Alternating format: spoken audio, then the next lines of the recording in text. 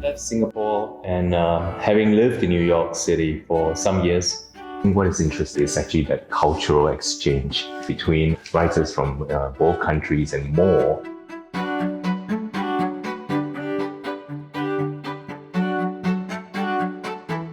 When I went back to Singapore, I met with this group of younger Singaporean writers and students who were really making a go at it, not to treat the arts as a hobby, but really as, something that they want to invest their lives in.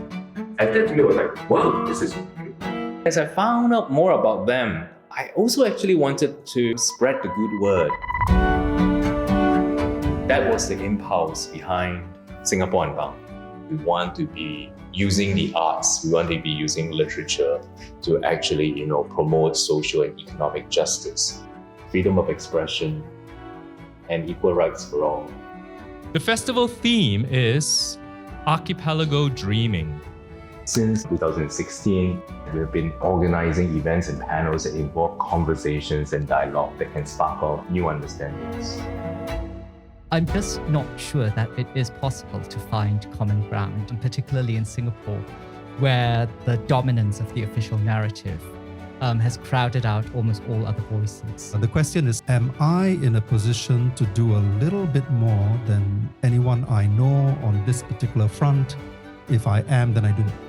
And I suspect that's how a lot of socially engaged artists think about their work.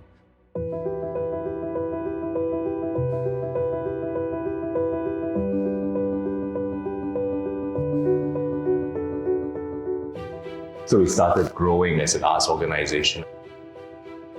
The Singapore aspect for me was a big pull because even as I am, a resident here in America, maintaining that connection and that thread back to Singapore makes a difference. There's a sense of you're away from home, but you're engaging with home. We are able to follow our vision and we're choosing books that we really believe in. That definitely has a lot of meaning.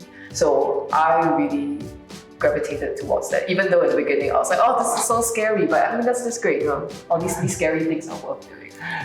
Now with our explicit link that we're trying to forge between the arts and activism, we find ourselves, of course, also involved in media work.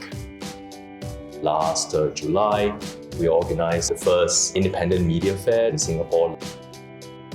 What do you like to ask of your fellow members? What do you like to contribute to your fellow members? We had an exhibition with many independent media booths as well as speaker panels.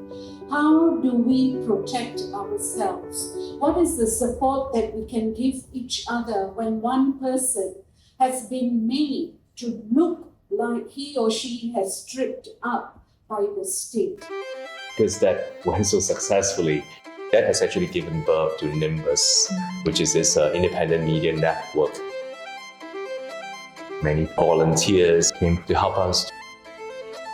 Well, as a young person who's worked in media and consumes media in Singapore, I've witnessed the challenges and the difficulties that all media practitioners in Singapore face of finding funding, of towing the line, and we hope that by creating opportunities for independent media organizations to share their knowledge with one another and reach the public together, that the network will be a catalyst for growth and a space for development for the independent media scene in Singapore. Help us get things started. Things have changed in America, in Singapore, around the world to help us to understand the important need for social and economic justice. So I'm actually very, very pleased with what we all as a team finally came up with, the 5-point compass, which basically look very, very clearly what we are now about. The arts have great innovative powers. They help us to imagine new futures. Those are very exciting new directions that I think Singapore Unbound is actually taking. And I feel that by coming together, independent media organizations will be able to overcome these issues and find solutions together. The author we choose allows us to make sure that we are also aligning with, the vision of what the author is trying to do with the power of their literature and with the power of their art.